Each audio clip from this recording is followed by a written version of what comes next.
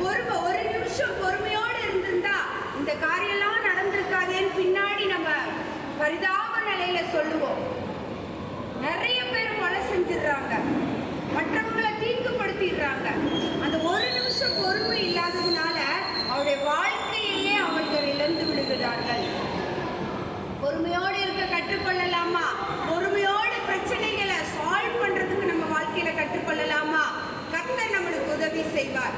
பொறுமையோடு இருந்து சாதித்த அநேகரை நம்ம வேதாகமத்துல பார்க்கலாம். கர்த்தர் உங்களுக்கு உதவி செய்வார். God bless you.